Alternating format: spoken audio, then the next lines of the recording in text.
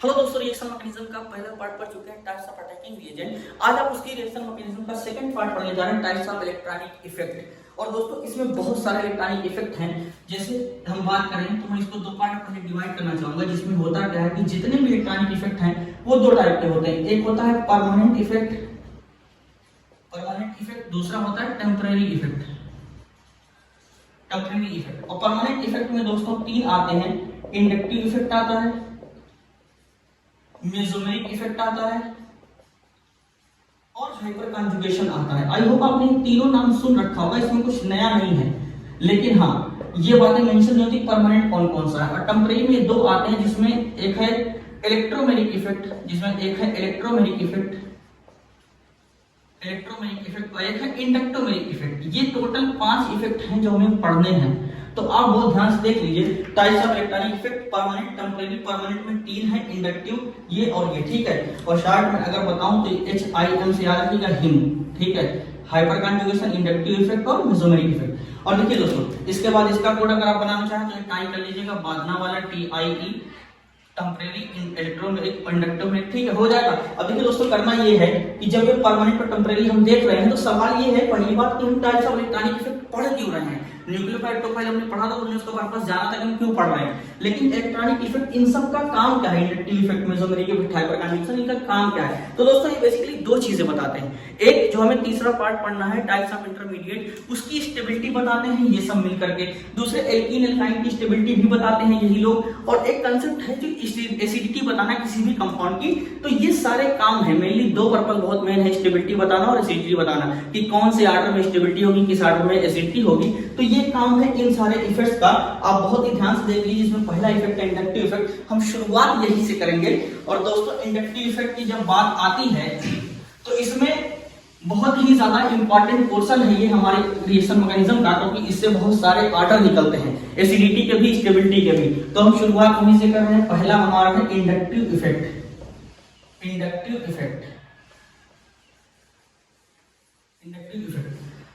Simple inductive effect पहले समझाता हूं, एकदम बहुत ही प्यार से समझिए। देखिए इंडक्टिव इफेक्ट होता ही है, जैसे नॉर्मल कार्बन की कोई चेन है, हम बात करें सिंपल हाइड्रोकार्बन की, पहले समझते हुए डिफिनेशन लिख दूंगा। लेकिन देखिए, जैसे मान लीजिए नॉर्मल कार्बन की कोई चेन है इस तरीके से। अब इसमें सिर्फ दो ही एटम है, C है और H है, इसके अलावा कोई एटम नहीं है। यानी यहाँ पे सारे के सारे या तो मेल हैं या फिर सारे के सारे फीमेल है, यानी चार्ज का डेवलपमेंट ही नहीं है। क्योंकि जब अगल बगल सब एक ही जैसा रहेगा तो चार्ज कहां से आएगा, नहीं आएगा ना।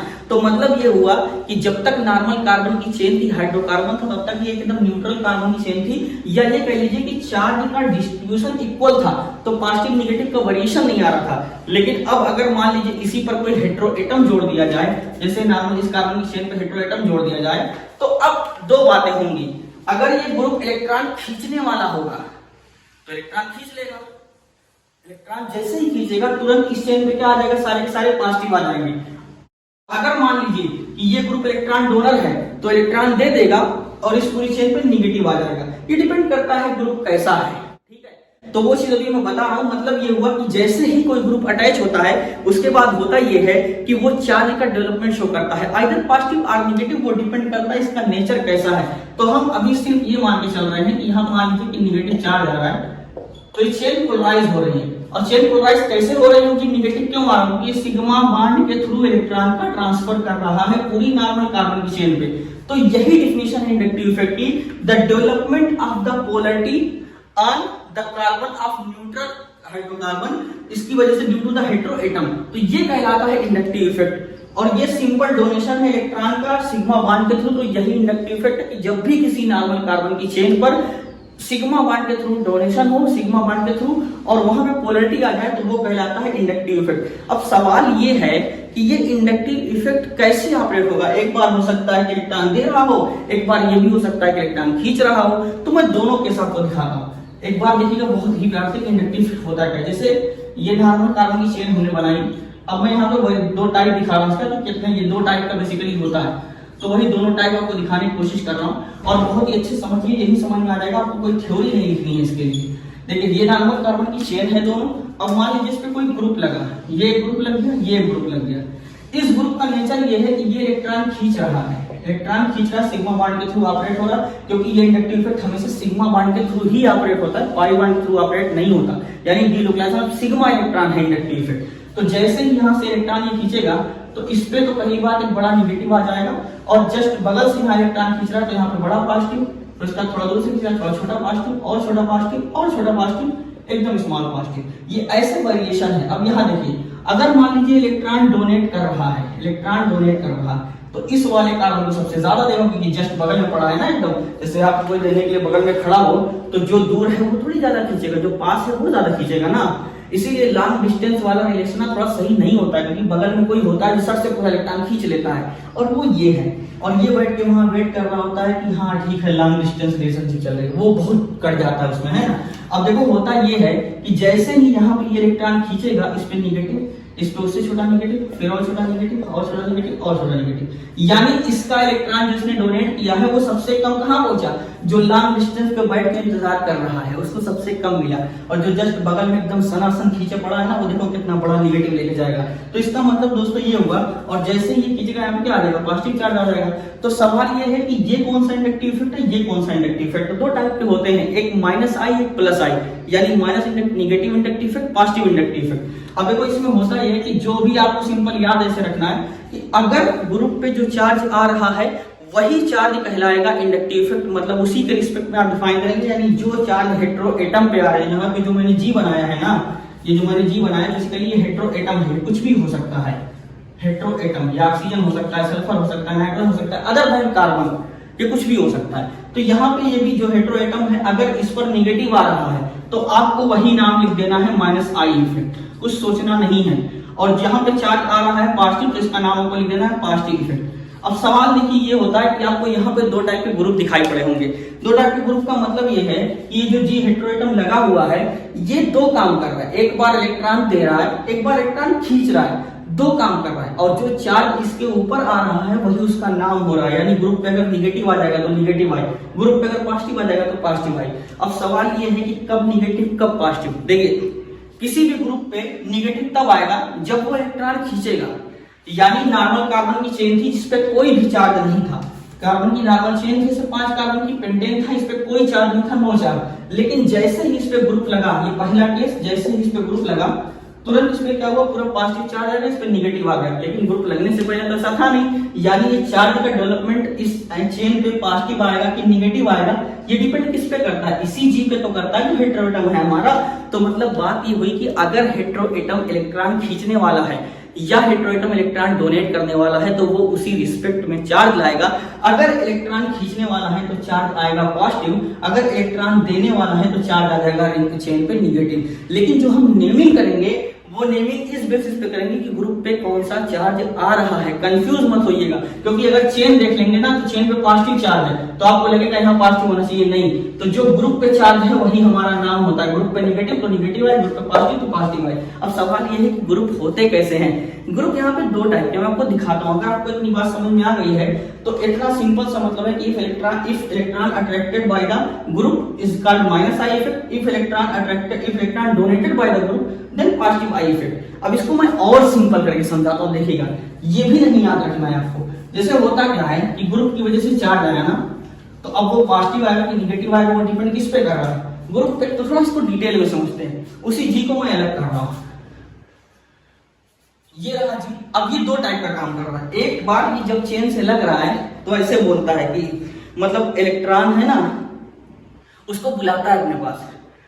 मतलब जब ये जी लगता है किसी भी कार्बन की चेन से, जैसे मैं कार्बन की चेन आपको लगा के दिखा दूं, मान लीजिए पहले वाला ही कैसे ले रहा हूँ, ये 5 कार्बन की चेन थी, इससे जी लगा था। अब इसी जी को मैं दो पार्ट में बांट रहा हूँ, इसी जी को, इसका काम क्या है।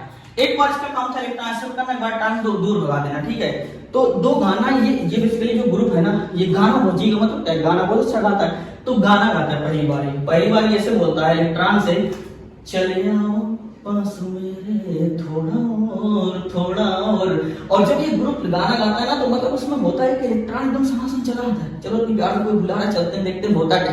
तो जैसे ही इलेक्ट्रॉन जाएगा उस ग्रुप की तरफ, यानी जैसे उसने बुलाया चले आओ पास मेरे थोड़ा और, तो इलेक्ट्रॉन उस ग्रुप की तरफ आना शुरू हो जाएगा।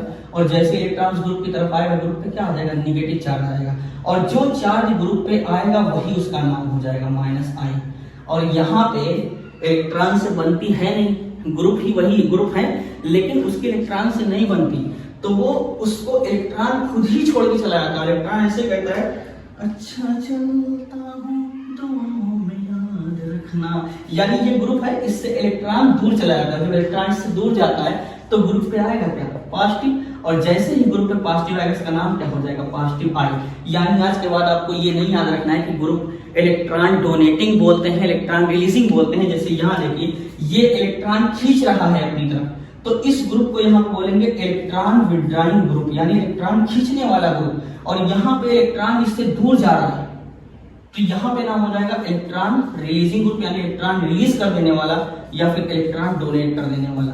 तो अब आज के बाद आपको कंफ्यूजन ये नहीं होनी चाहिए कि इलेक्ट्रॉन रिलीज करने वाले ग्रुप किस टाइप का शो करते हैं, पॉजिटिव आई की -I, और इलेक्ट्रॉन अट्रैक्ट करने वाले कैसे शो करते हैं। तो ये बातें आपको बहुत ही अच्छे से याद होनी चाहिए। और उसके लिए बहुत सिंपल सा गाना भी जो दोनों बताया ना, बस गाना याद रखना, पूरी कहानी आपस में खुद ही सेट हो जाएगी।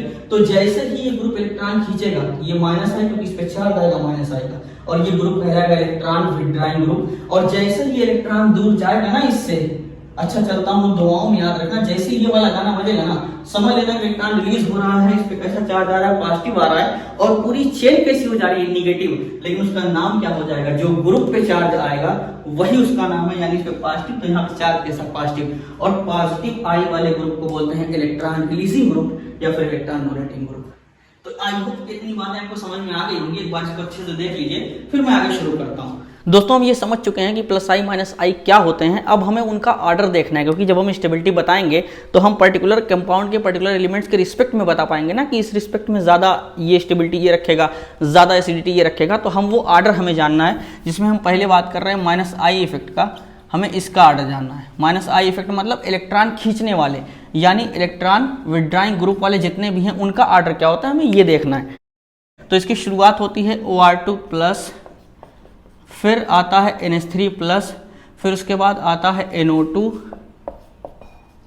फिर CN, फिर उसके बाद आता है CHO एल्डिहाइड, फिर कीटोन ग्रुप, फिर उसके बाद कीटोन ग्रुप का आप ऐसे रिप्रेजेंट कर दीजिए, ज़्यादा बेहतर समझ में आएगा। ये कीटोन ग्रुप, फिर उसके बाद आता है एसिडिक ग्रुप, फिर उसके बाद एसिड के डेरिवेटिव आते हैं COCl, एसिड के डेरिवेटिव एसिड हाइलाइड COCl, फिर उसका COOR, फिर उसके बाद एसिड एमाइड CONH2, फिर इसके बाद सारे X आ जाए, मतलब सब X ले आओ अपनी, फ्लोरीन, क्लोरीन, ब्रोमीन और आयोडीन, ठीक है। इसके बाद आता है OR, फिर आता है OH, फिर उसके बाद आता है सिंपल हाइड्रोजन। ये इतना है -I इफेक्ट का ऑर्डर। अब इसके बाद अगर मैं +I इफेक्ट का ऑर्डर लिखूं, +I इफेक्ट, तो ये बहुत सिंपल है इसके रिस्पेक्ट में। +I इफेक्ट यानी यहाँ पे बात करेंगे electron releasing group, electron withdrawing हो गया, इलेक्ट्रॉन रिलीजिंग ग्रुप। और इसमें बहुत सिंपल है, O- COO-, फिर Cr3-, Cr2-, Cr-, फिर इसके बाद यहाँ पे सिर्फ R, फिर H। यानी देखो, जैसे अगर गांव के होगे तो ये पता होगा CR-VR आता है तो हम माई को ही बुलाते हैं, है ना, CR कुकुर बिलार सब जानते होगे ना। तो ये वही है, O-, CO-, Cr3-, Cr2-, Cr-, R-, H, ठीक है। तो ये सारे जो ऑर्डर हैं ये आपको याद करने, जिसमें से अगर इसमें मैं स्पेसिफिक बताऊं तो यहाँ से ले करके ये ऑर्डर, यहाँ से ले करके एटलीस्ट ये इतना और ये इतना ऑर्डर आपको हर हाल में याद होना चाहिए, ठीक है। ये इतना जितना मैंने मेंशन किया अलग से आपको स्पेशली याद होना चाहिए, क्योंकि ये कई बार नीट ने इसी रिस्पेक्ट में सवाल ही पूछे हैं। आप ये छोड़ दें, ये छोड़ दें, ये छोड़ दें, चल जाएगा, लेकिन जितना मैंने यहाँ पे अलग से मेंशन कर दिया वो आपको याद होना चाहिए, क्योंकि ये वाला बहुत आसान है, ये सबको याद हो जाता है। सवाल फंसता है -I वाले में, तो जितना मैंने मेंशन किया वो याद होना चाहिए। यही चीज़ें बताएंगी कि अगर -I इफेक्ट ज़्यादा है NO2 का तो इसका मतलब ये इलेक्ट्रॉन ज़्यादा खींच रहा होगा, और ये इस पर इससे कम है तो ये इलेक्ट्रॉन कम खींच रहा होगा। तो ये सारी चीज़ें स्टेबिलिटी में भी रोल प्ले करेंगी और एसिडिटी में भी रोल प्ले करेंगी। लेकिन इससे पहले एक बात जो मुझे क्लियर करनी है वो ये कि हम कैसे पहचानेंगे कि खींचने वाले ग्रुप हैं। देखिए एक जनरल सी बात बता रहा हूँ, इसका रियलिटी से कोई लेना देना नहीं है, लेकिन अगर आपको समझना है तो थोड़ा सा समझ सकते हैं कि इलेक्ट्रॉन खींचेंगे वही जिनके पास डबल बॉन्ड होगा। देख लीजिए NO2 CN CHO सबके पास C double bond C double bond N इस तरीके से अवेलेबल है। मैं ये कोई लॉजिक नहीं बता रहा हूँ, ये बस मैं एक जैसे हर जगह नियरली अप्लाई हो जाता है तो आप इसको अप्लाई कर सकते हैं। अगर कभी फंस जाए तो ऐसे निकाल लीजिएगा। देखिए ये इसलिए अट्रैक्ट करेगा, ये इलेक्ट्रॉन इसलिए खींचेगा क्योंकि इसके ऊपर पॉजिटिव चार्ज है, ये हाईली पॉजिटिव है, इसको इलेक्ट्रॉन की जरूरत है, ये एज अ इलेक्ट्रोफाइल वर्क कर रहा है। तो इस टाइम पे ये दोनों इसलिए -I शो कर रहे हैं, लेकिन ये सारे डबल बॉन्ड रखने की वजह से -I शो कर रहे हैं। डबल बॉन्ड होगा, रेजोनेंस की तरफ से बॉन्ड घूम जाएगा, वो इलेक्ट्रॉन आ जाएगा। यहाँ पे रेजोनेंस का रिलेशन नहीं है और ना ये रियलिटी से कोई लेना देना है, बस ये जनरल टर्म था जो मैं बताने की कोशिश कर रहा हूँ कि अगर डबल बॉन्ड कहीं दिख जाएगा तो मतलब ये समझ लेना कि वो इलेक्ट्रॉन खींच रहा है। जैसे NO2 में डबल बॉन्ड है, CN में ट्रिपल बॉन्ड है, इसमें ट्रिपल बॉन्ड है, इसमें डबल बॉन्ड है, तो मतलब सिर्फ इतना है कि अगर अनसैचुरेशन कहीं है तो वो इलेक्ट्रॉन विड्राइंग ही जनरली होता है। तो इसमें ज्यादा इफ बट नहीं है, एक आध एक्सेप्शन कहीं आ सकता है, लेकिन आपको उस एक एक्सेप्शन की बात अलग है, लेकिन आप कम से कम इस चीज को तो जस्ट तो कर पाएंगे ना आसानी से देख के, चलो डबल बॉन्ड है तो सर ने कहा था इलेक्ट्रॉन खींचने वाला होगा। तो ये बात को थोड़ा सा याद रखिएगा, ठीक है। ये रहा आपके सामने ऑर्डर, आप इसका स्क्रीनशॉट कर लीजिए और बहुत ही आराम से इसको याद कर लीजिएगा। अगर आप सब ना याद कर पाए तो जो जो मैंने मेंशन कर रखा है उसको अलग से जरूर याद कर लीजिएगा, ठीक है। ये रहा आपके सामने ऑर्डर -I +I का। अब मैं इसी के बाद बताऊंगा कि इनको हम अप्लाई कैसे करेंगे, कि इनका यूज क्या है इस ऑर्डर का। तो उसके लिए हमें एप्लीकेशन पे चलना पड़ेगा। तो आइए शुरू करते हैं एप्लीकेशन -I और +I का। और मेन वही है, सवाल जो आएंगे वो एप्लीकेशन से ही आएंगे। ये सब तो आपने सिर्फ इसलिए पढ़ा था कि आप एप्लीकेशन को खुद से जज कर पाए। अब अगर आपको ये ऑर्डर याद रहेगा ना तो आप एप्लीकेशन खुद भी कर लेंगे। एप्लीकेशन कभी भी आएंगे किसी भी उसमें तो दो ही टाइप का एप्लीकेशन होता है, एक है एप्लीकेशन ये जनरली दो ही टाइप का होता है। एक ये तो या तो स्टेबिलिटी बताता है या फिर ये एसिडिटी बताता है। इसका दो ही रोल है एप्लीकेशन का, चाहे वो रेजोनेंस में आप जाए चाहे वो -I इफेक्ट +I इफेक्ट में हो यहाँ पे। तो सबसे पहले हम शुरू करते हैं स्टेबिलिटी वाला टॉपिक। अब एप्लीकेशन जब चली जाता है तो हम इसमें सबसे पहले शुरू करते हैं स्टेबिलिटी। मैं यही लिख दे रहा हूँ, स्टेबिलिटी की हम बात करेंगे यहाँ पे। इसके बाद देखेंगे एसिडिटी, ठीक है, स्टेबिलिटी।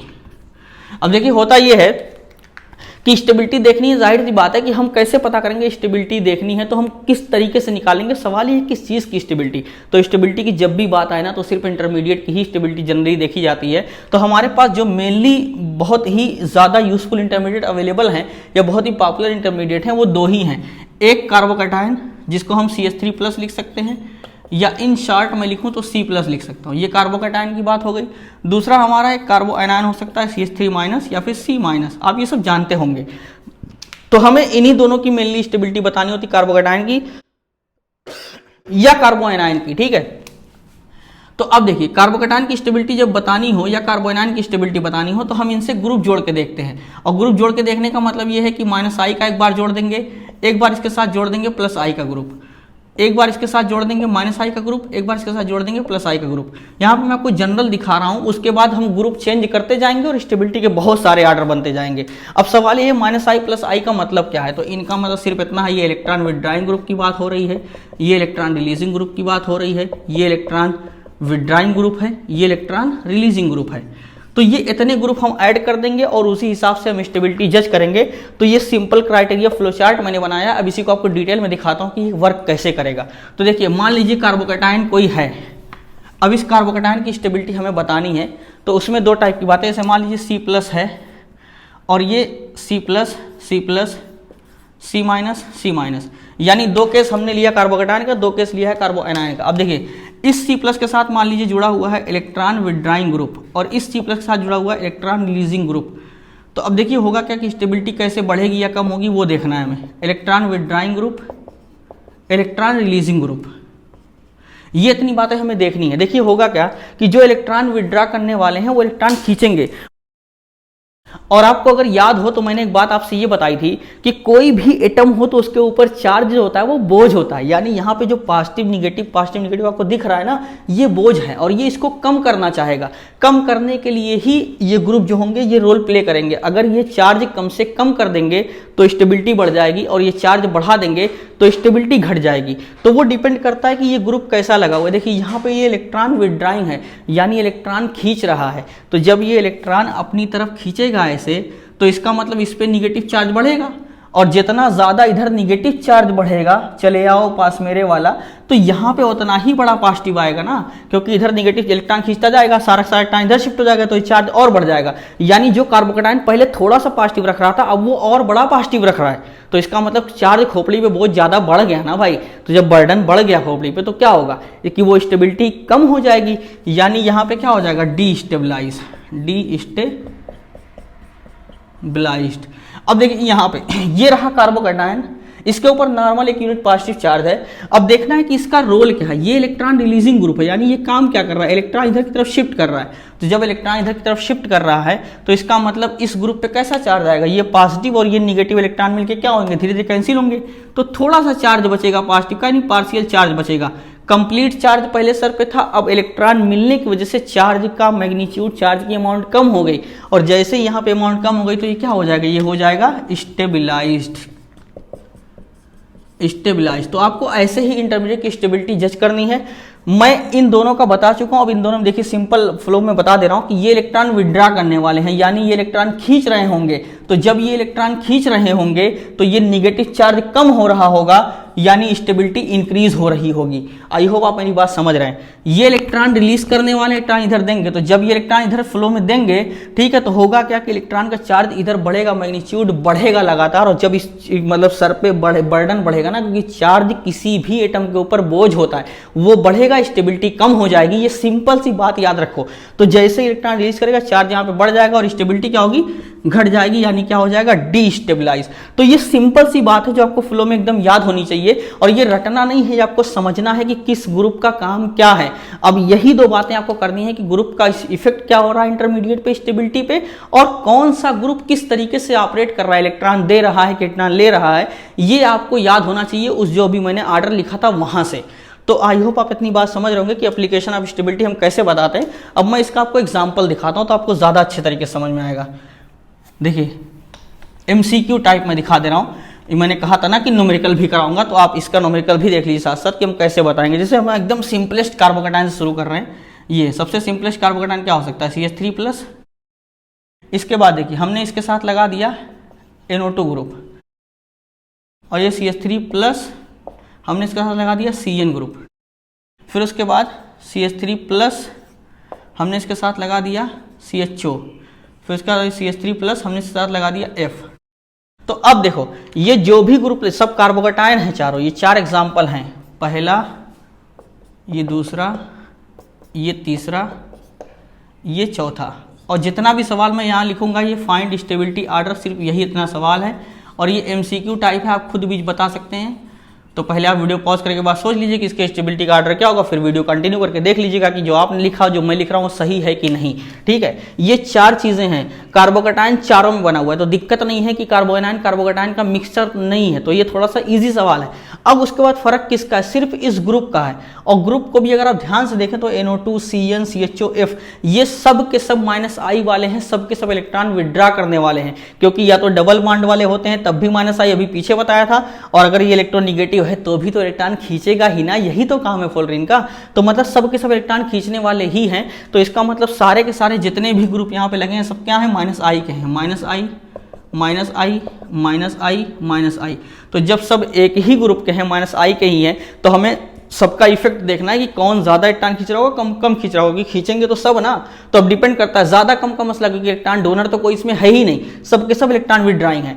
तो ये वाला NO2 है, अगर आपको सीरीज याद हो तो अभी मैंने ऐसे लिखा था, OR2+, NH3+, फिर उसके बाद NO2, फिर CN, फिर उसके बाद CO, फिर उसके बाद ये आ गया था CHO, फिर CO, फिर उसका फ्लोरीन, ब्रोमीन, ये सब आया था। तो ऑर्डर जनरली यही है, और हमें यही चारों चीज़ें दी गई हैं।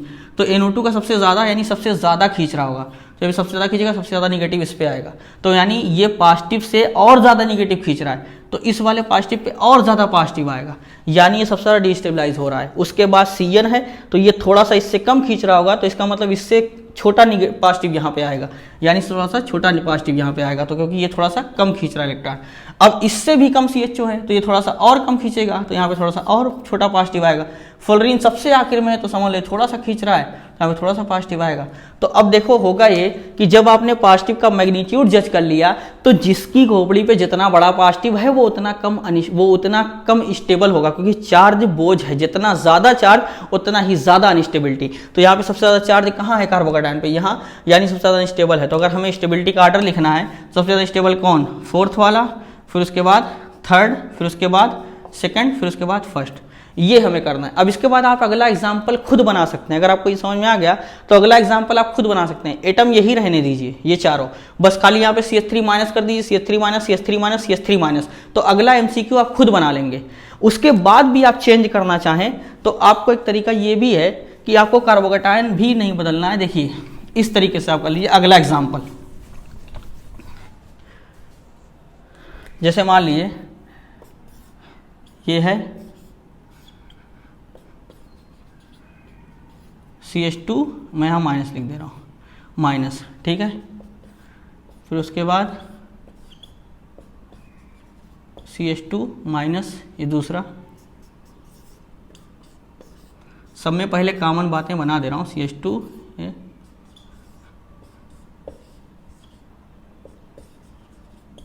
CH2 minus. अब इसमें मैं डिफरेंट ग्रुप लगाने जा रहा हूँ, ये इसकी भी स्टेबिलिटी का आर्डर आपको बताना है, ठीक है। फ्लोरीन,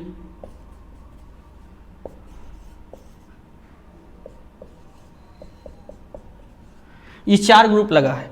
अब ये चारों ग्रुप में आपको पहचानना है कि कौन किस नेचर का है, किसका काम क्या है। देखो जब भी कभी ऐसे स्टेबिलिटी का सवाल आया करे तो सिर्फ उस पर फोकस किया करो जो डिफरेंट है। यानी यहाँ पे देखो तो ये इतना जो मैंने ग्रुप ब्लैक से बनाया है, देखो ये सब में सिमिलर है, ये इतना पोर्शन सब में सिमिलर है। फर्क किसका है, सिर्फ जो हेट्रोएटम लगे हैं उनका फर्क है।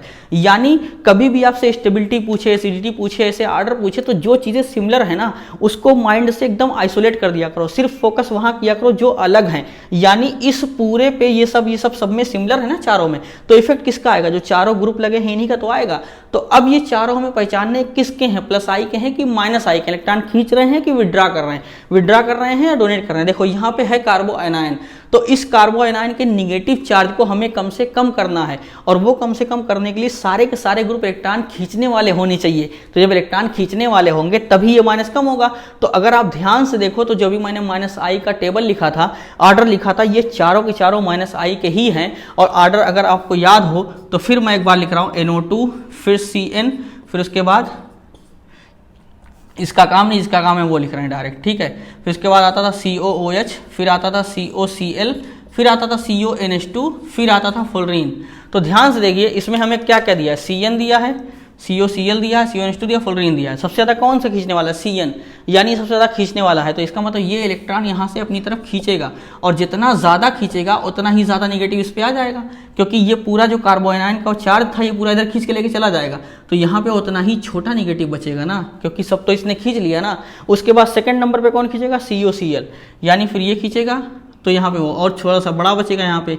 फिर उसके बाद कौन है, CONH2। अब ये पूरा इलेक्ट्रॉन इधर से खींच रहा है तो यहाँ पे भी थोड़ा सा छोटा निगेटिव आया यहाँ पे, और थोड़ा बड़ा निगेटिव बचा। लेकिन सबसे कम इलेक्ट्रॉन विड्रॉ करने वाला कौन है, फ्लोरीन। तो फ्लोरीन सबसे कम इलेक्ट्रॉन विड्रॉ करेगा, तो यहाँ पे बहुत बड़ा निगेटिव बचेगा ना। तो इस हिसाब से अब देखिए जितना यहाँ पे जो चार्ज बच रहा है कार्बोनाइन का, हमें उसके अकॉर्डिंग स्टेबिलिटी बतानी है। यहाँ सबसे कम बच रहा है, फिर उसके बाद यहाँ पे, फिर यहाँ, फिर यहाँ।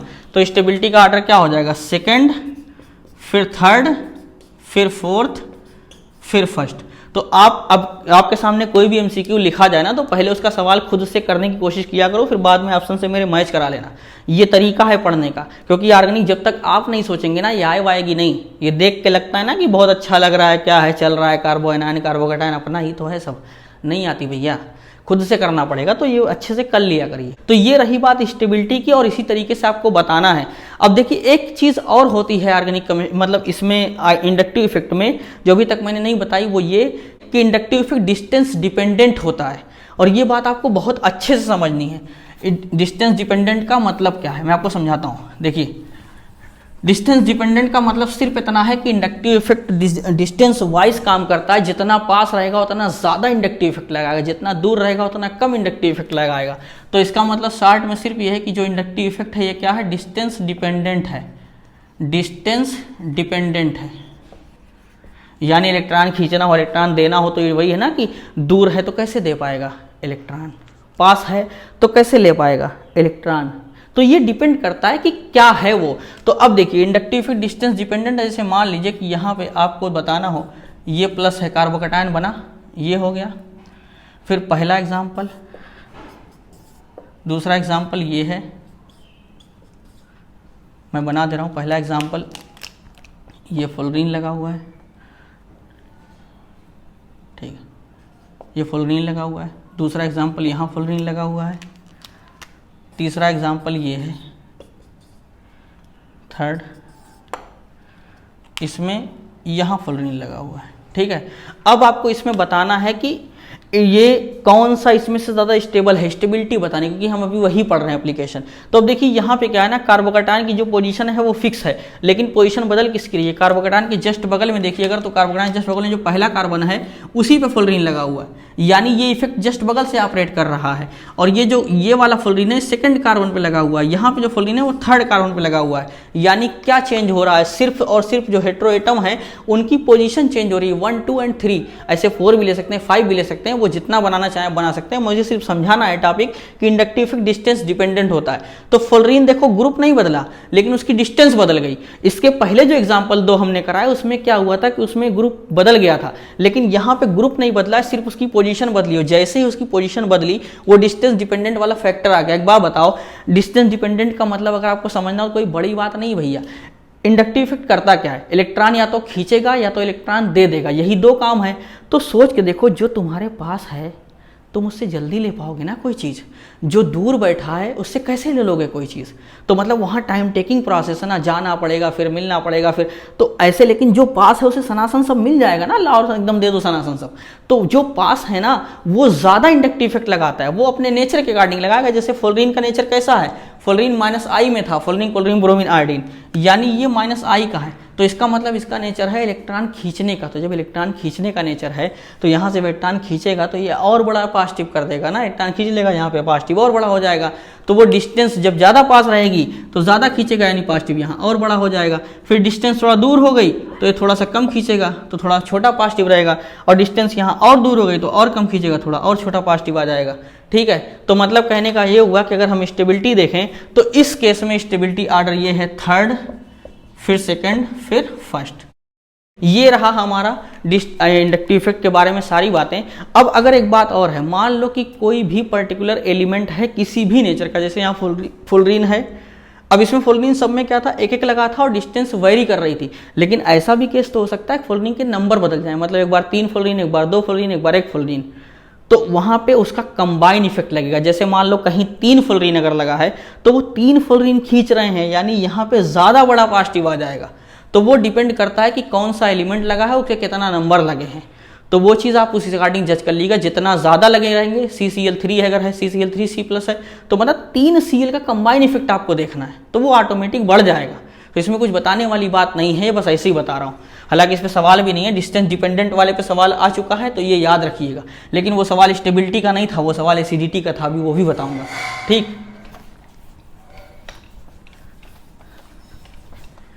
अब इसके बाद हमारा रही बात दूसरा एप्लीकेशन, जो है सबसे ज़बरदस्त टॉपिक, वो है एसिडिटी।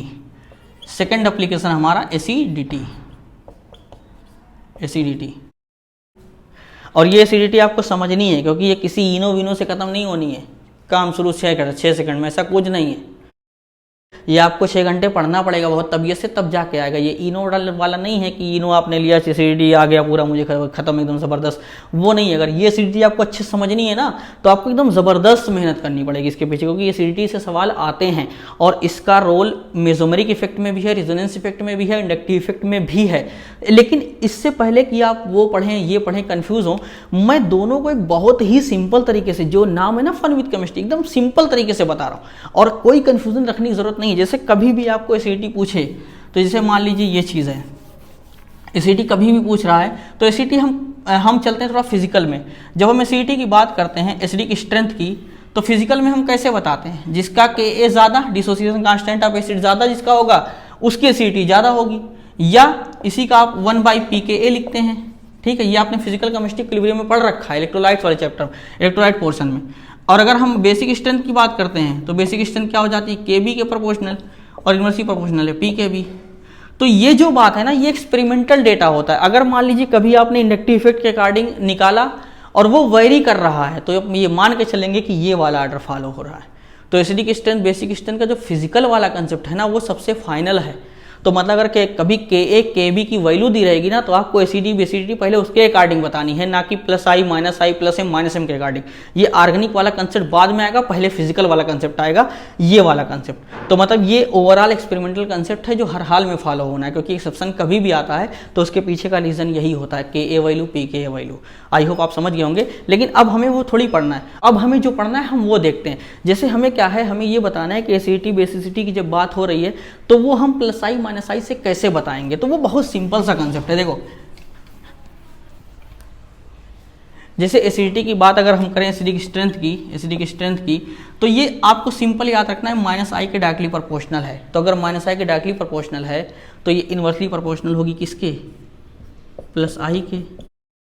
और इसी को अगर मैं पलट दूं, मैं एसिडिक स्ट्रेंथ ना बोल करके बेसिक स्ट्रेंथ बोल दूं, तो बेसिक स्ट्रेंथ किसके प्रोपोर्शनल हो जाएगी, एसिडिक स्ट्रेंथ प्रोपोर्शनल माइनस आई के। इसका उल्टा ये है तो इसका उल्टा ये हो जाएगा, यानी प्रोपोर्शनल टू प्लस आई और inversely proportional to minus I.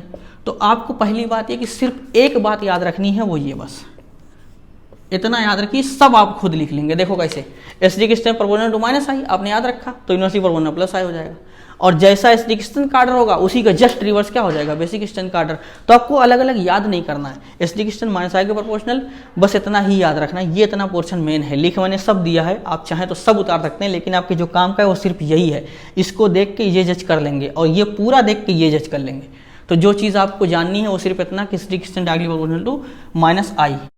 अब देखो होता क्या है, सिंपल सी बात यह है कि जब कभी एसिडिक स्ट्रेंथ आपको बतानी हो ना, तो आपको ये भी नहीं याद करना है कि माइनस आई की प्लस आई। अब एकदम सिंपल सी बात सुनो, कभी भी अगर एसिडिक स्ट्रेंथ आपको कहीं निकालनी हो ना, तो ऐसे याद रखना कि जितना ज़्यादा खींचने वाले ग्रुप लगे रहेंगे, खींचना इन द सेंस इलेक्ट्रॉन खींचने वाले, इलेक्ट्रॉन विड्रॉ करने वाले, इलेक्ट्रॉन निकालने वाले जितना ज़्यादा ग्रुप लगे होंगे उतना ही ज़्यादा एसिडिटी आएगी। रबर बैंड को जैसे आप खींचते हैं तो वो बढ़ता है ना, तो एसिडिटी को आप रबर बैंड समझ लो, लड़कियों का उसको समझ लो रबर बैंड। जब उसको खींचोगे ना प्यार से तो बढ़ेगा, करके देख लेना। अगर कोई हो तो उसका रबर बैंड लेना और खींच के देख लेना। इनकेस कोई नहीं होना भैया तो घर पे जाना, आराम से घर पे भी होता है, ठीक है, तो वो लेके खींच के देख लेना। अगर वो बढ़ रहा है तो समझ लेना कि खींचने पे एसिडिटी बढ़ रही है। ये कंसेप्ट है सिंपल सा। तो खींचने पे एसिडिटी बढ़ती है, और अगर इलेक्ट्रॉन रिलीज करने वाले ग्रुप लगे तो एसिडिटी घट जाएगी। यानी कभी भी सिंपल सी बात, एकदम खींचेगा तो बढ़ेगी। यानी कोई भी ग्रुप अगर ऐसा है जो इलेक्ट्रॉन खींच रहा है तो एसिडिटी बढ़ेगी। ये सिंपल सा है, कुछ भी नहीं करना है। तो मैं उसको एकदम हिंदी में लिख दे रहा हूँ अच्छे से। एसिडिटी का क्या कंसेप्ट है, खींचेगा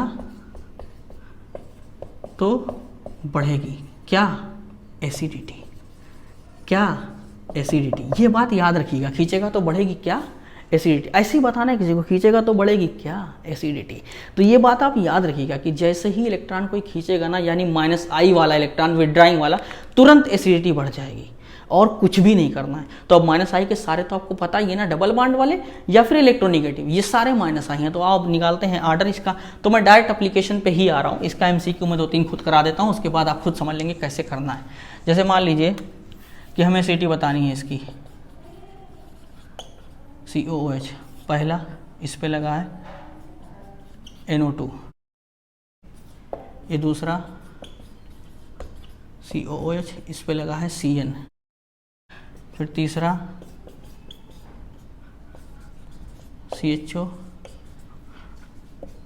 इस पे CHO लगा है, COOH।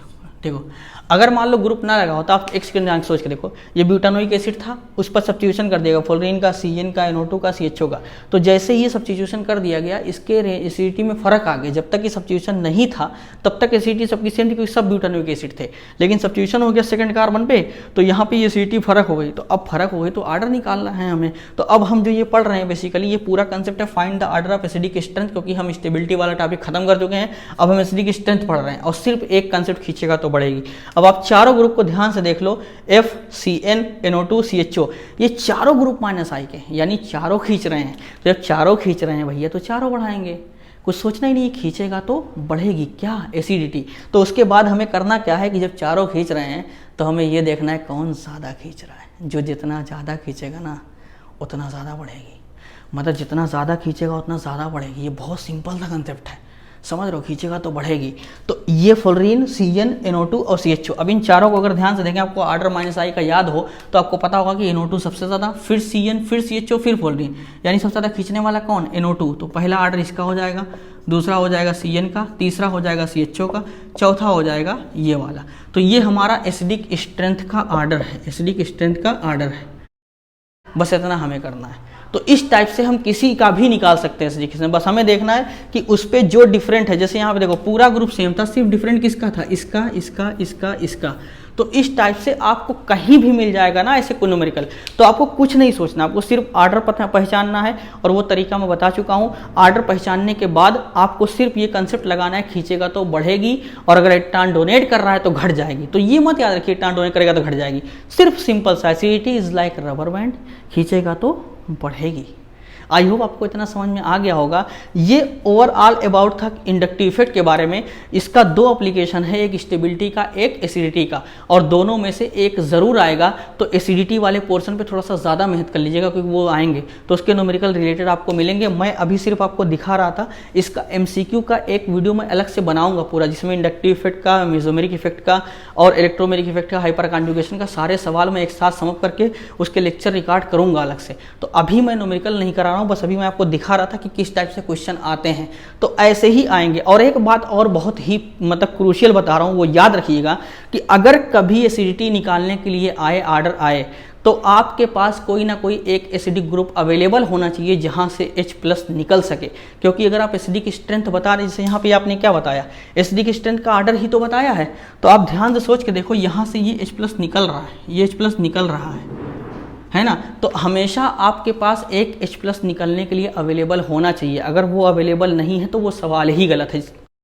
ये देखिए, अगर मान लीजिए कि आपसे ये कहा जाए ये OH है, इस पे मैंने लगा दिया NO2, ये एक सवाल है, इसमें मैंने लगा दिया NO2, ये एक सवाल है, ठीक है। और ये मैं इसी को फिर दूसरा सवाल ऐसे दे दूं, अब यहाँ लगा दूं NO2 इस वाले पे, तो दोनों में आपको जानते हो कुछ फर्क नहीं दिख रहा होगा। सोचेंगे इसकी एसिडिटी बताएं, इसकी बतानी है, कोई बात नहीं, बता देंगे। तो जानते हो एक बात मैंने यही कही ना कि हमेशा H+ निकलने के लिए अवेलेबल होना चाहिए।